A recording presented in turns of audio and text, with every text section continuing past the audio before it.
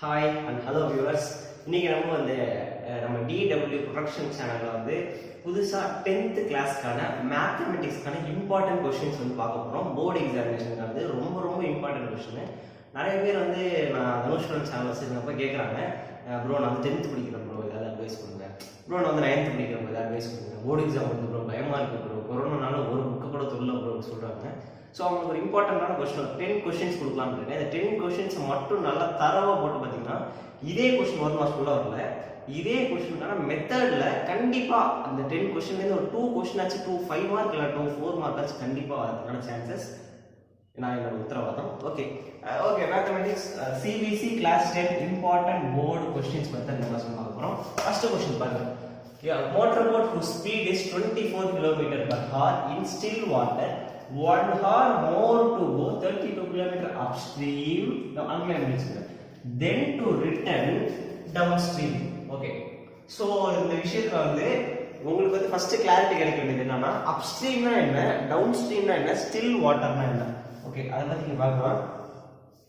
First still water. Still வாட்டர்னா என்ன, தண்ணி இருக்கு, ஒரு கப்பல் நிக்குது அவ்வளவுதான். ஒரு வேவ்ஸ் எதுவுமே இல்லை, ஒரு கப்பல் நிக்குது அவ்வளவுதான், ஆழமா சேவை நிக்குது, ஸ்டில் வாட்டர். செகண்ட் அப்ஸ்ட்ரீம்னா என்னன்னா இருக்கு, வாட்டர் இருக்கு, வேவ்ஸ் இது போகுது, கப்பல் நிக்குது, கப்பலுக்கு ஏற்ற மாதிரி இதே வேவ்ஸ்ல போகுது. ஓகே, அதே வேவ்ஸ் அதே மோட்ல போகுது, இது அப்ஸ்ட்ரீம். டவுன்ஸ்ட்ரீம்னா என்னன்னா டவுன்ஸ்ட்ரீம்ல அதே மாதிரி ரிவர் இருக்கு, தண்ணி இங்க வேகமா இப்படி போகுது, கப்பல் என்ன பண்ணுதுன்னா இப்படிலாம் போக மாட்டேன்னு சொல்லிட்டு இந்த வழியா கப்பல் போகுது, அதாவது இந்த வழியா போகுது.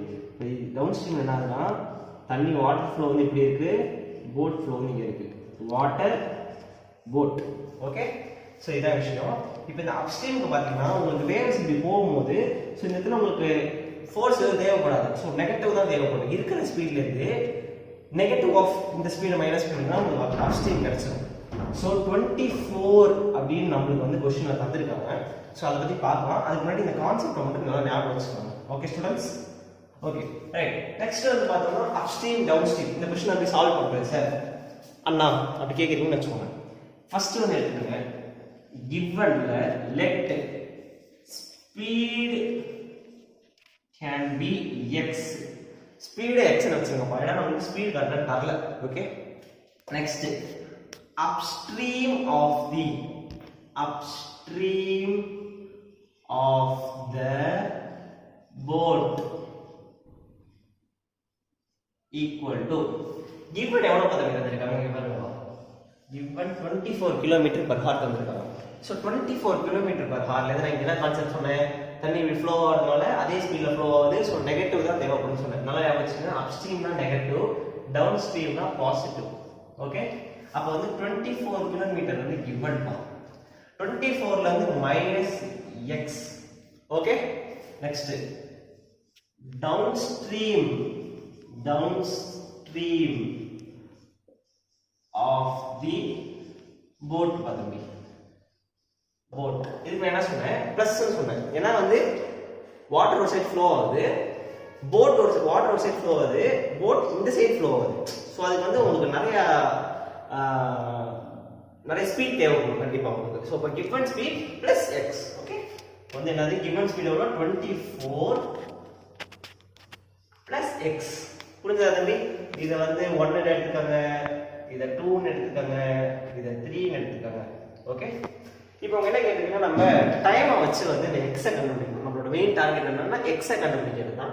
ஸோ டைம் யூஸ் பண்ணுவோம். டைம் taken equal to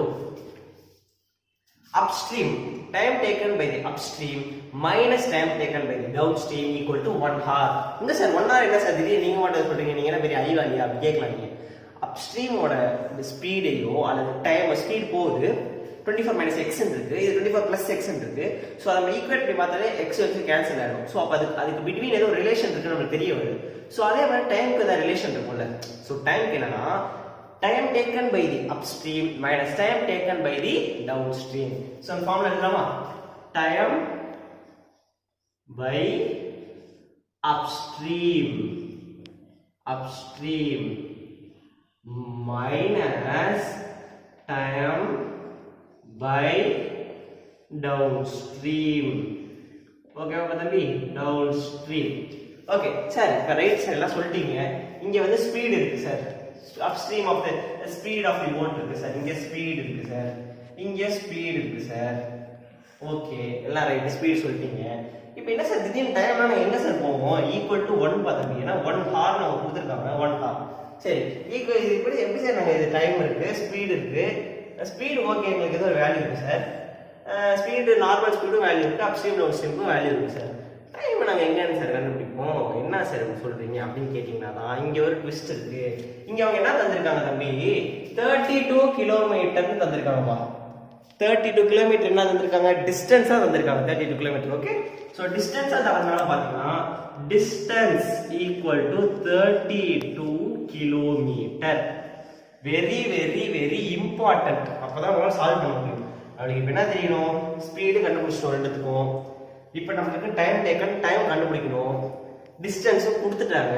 ஒரு ஃபார்முலா நீங்க 7th 8th படிச்சிருப்பீங்க.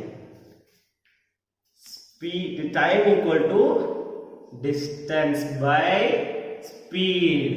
படிச்சிருக்கீங்களா? படிச்சிருப்பீங்க, கண்டிப்பா படிச்சிருப்பீங்க. ஸோ இந்த ஃபார்முலா நம்ம அப்ளை பண்ணி இந்த கொஸ்டினை சால்வ் பண்ண போறோம். Okay students, very good. So இப்போ time taken T, total time taken. So டிடின்னு வச்சுக்கோங்க. Total time taken equal to time taken by the upstream minus time taken by the downstream. Okay, very good. இப்போ வந்து நம்ம இதை எப்படி கண்டுபிடிக்கணும்னா time taken by the upstream போட்டோம். So நம்ம என்ன பண்ணணும்? distance of the upstream by speed of the upstream minus distance of the downstream by speed of the downstream. புரியுதாக்கண்ணா? உங்களுக்கு குழப்பம் என்ன? du su dd sd இவருக்கு என்ன ஆச்சு? புரியலையே, ஐயோ இருக்குது மென்டல் ஆயிடுச்சு அப்படின்னு நினைப்பீங்க. அதாவது ஒண்ணுமே சொல்ல வரலன்னா time equal to distance by speed நம்ம முன்னாடி தெரியும். Total time equal to time of upstream minus time of downstream ஒன்று நமக்கு தெரியும், தெரிஞ்ச விஷயம். ஸோ அதை நம்ம ஷார்ட் பண்ணி எழுதிருப்போம். Time equal to distance by ஸ்பீடுங்கிறது அப்படியே கன்வெர்ட் பண்ணி டீக்கு distance by speed. Distance of time of upstream என்னது? Distance of upstream by speed of upstream. அதே மாதிரி டைம் ஆஃப் இதுனா என்னது? டவுன்ஸ்ட்ரீம் என்னன்னா distance of downstream by speed of downstream. அவ்வளவுதான் வரும். சோ இதோட கால்குலேஷன் பார்ட் வந்து நான் அழைக்கிறேன், எனக்கு இடம் இல்ல, சோ அழைச்சிட்டு சொல்றேன். சோ du by su அதாவது distance of upstream by speed of upstream minus distance of downstream by speed of downstream. So கண்ணா இப்போ டிஸ்டன்ஸ் நமக்கு எல்லா வேல்யூவும் தெரியும். சோ டிஸ்டன்ஸ் வந்து என்னது? 32 கிலோமீட்டர். இது என்னன்னு பார்த்தம்பி? given. Speed of upstream என்னது? Speed of upstream equal to 24 minus x. கண்டுபிடிச்சாச்சு. Speed of downstream என்னது? 24 plus x. இதுவும் கண்டுபிடிச்சாச்சு. ஓகேவா? அந்த வேல்யூஸ் எல்லாமே நம்மகிட்ட இருக்கு, சால்வ் பண்ணா மட்டும் போதும். So total time taken equal to total time distance 32 km per hour, 32 by speed of the upstream 24 minus x. அடுத்தது மைனஸ் போட்டோம், அந்த சிம்பிள் பாருங்க minus. So 32 by 24 plus x. இங்கே தான் நம்ம ஒரு விஷயத்துக்கு வரணும். இவ்வளோ நேரம் நம்ம டோட்டல் டைம் சொல்லிட்டு இருக்கோம். டோட்டல் டைம் என்ன? டோட்டல் டைம் 1 hour தான் டோட்டல் டைம். ஸோ அந்த 1 hour இங்கே அப்ளை பண்ணோம்னா நம்மளுக்கு எக்ஸ் வேல்யூ கிடைக்குமா? ஸோ 1 அப்ளை பண்ணி 1 equal to 32 by 24 minus x minus 32 by 24 plus x. ஓகேவா? இது ஃபார்முலா வந்துருச்சு. ஸோ வந்து என்ன பண்ணுறீங்கன்னா கிராஸ் மல்டிப்ளை பண்ணலாம் நீங்கள் நினைப்பீங்க, அது ரைட்டு தான். ஸோ பண்ணி பாருங்க. So 1 equal to 32 into 24 plus x minus 32 into 24 minus x by 24 minus x into plus x என்னதுப்பா? நம்ம ஒரு ஃபார்முலா கேல்குலேட் பண்ணுவோம். a plus b minus a plus a minus b equal to a square minus b square. அப்ப 24 square minus x square. Very good, very good. இப்போ நீங்க ஒண்ணுமே பண்ண தேவையில்லப்பா. உங்களுக்கு குழப்பி அடிக்கும் போட்டு என்ன பண்றீங்க? கால்குலேஷன் ஒரு 2 minutes டைம் எடுத்துக்கங்க.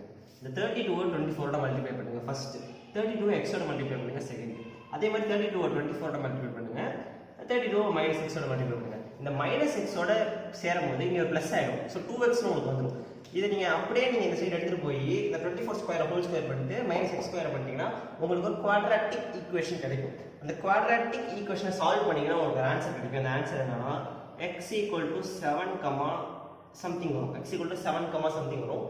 ஸோ அந்த ஈக்குவேஷன்ல மைனஸ் அண்ட் பாசிட்டிவ் இருக்கும். நம்மளுக்கு வந்து எப்பயுமே வந்து எக்ஸோட value is not equal to minus sign, எக்ஸோட value is not equal to negative signs. So நம்மளுக்கு பாசிட்டிவ் சைன்ஸ் நம்ம எடுத்துக்கணும்.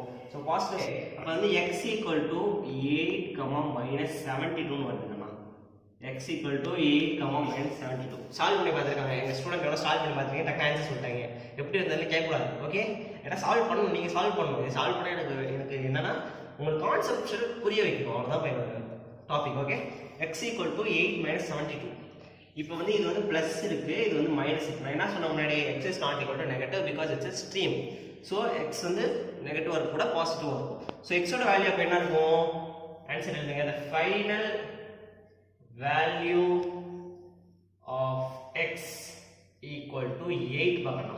அப்போ ஒண்ணுமே இல்லை, ஸ்பீட் ஆஃப் அப்ஸ்ட்ரீம் எப்படின்னு கண்டுபிடிக்கலாம். ஸ்பீட் ஆஃப் அப்ஸ்ட்ரீம் = 24 - x, 24 - 8 எவ்வளோ? 24 - 8 எவ்வளோ பார்த்தா 24 - 8 = 16. So speed of upstream = 16 km/h. Speed of downstream ஓட கால்குலேட் பண்ணுங்க. ஸ்பீட் ஆஃப் டவுன்ஸ்ட்ரீம் = 24 + x, 24 + 8 எவ்வளோ பார்த்தா 24 + 8 = 32. ஓகே, அப்போ 32 km/h. அப்போ ஸ்டில் வாட்டர்ல எவ்வளோ? Speed of the normal still water S-T போட்டுருங்க. Still water = 8 km/h. Okay, so இதான் உங்களோட ஃபைனல் ஆன்சர். என்ன பின்னாடி புக் பேக் செக் பண்ணிக்கோங்க. ஸோ இதான் உங்களோட ஃபைனல் ஆன்சர். ஸோ கைஸ், அடுத்த கொஸ்டின் சந்திக்கிறேன். அதுவரையும் உங்களிடமிருந்து விடைபெறுவது நான் உங்கள் தனுஷ்வரன். ஸோ இதே மாதிரி நிறைய இம்பார்ட்டன்ட் கொஸ்டின்ஸ் தேவை, இந்த மாதிரி கிளியரான எக்ஸ்பிளனேஷன் தேவை அப்படின்னா நம்ம DW ப்ரொடக்ஷன் சேனலை மறக்காம சப்ஸ்கிரைப் பண்ணிக்கோங்க. அந்த பெல் பட்டனையும் ப்ரெஸ் பண்ணிடுங்க. Okay guys, 10th students all the best. நல்லா உங்க போர்டு எக்ஸாமினேஷன் பண்ணுங்க. எதுக்குமே ஸ்ட்ரெஸ் ஆகாதீங்க. NCERT-யை மட்டும் ஃபாலோ பண்ணுங்க. இம்பார்ட்டன்ட் கொஸ்டின்ஸை நல்லா ஒன்ஸ் ட்வைஸ் த்ரைஸ் போட்டு பாருங்க. ஸோ அதே உங்களுக்கு போதுமானதாக இருக்கும். இந்த மேக்ஸ் எக்ஸாமினேஷனில் போர்டு எக்ஸாமினேஷன் கிளாஸ் 10ல் மேக்ஸ் மட்டும் இல்லாமல் எல்லா எக்ஸாமினேஷன்லையும் நல்ல மார்க் எடுக்க என்னோட best wishes. All the best guys. Thank you.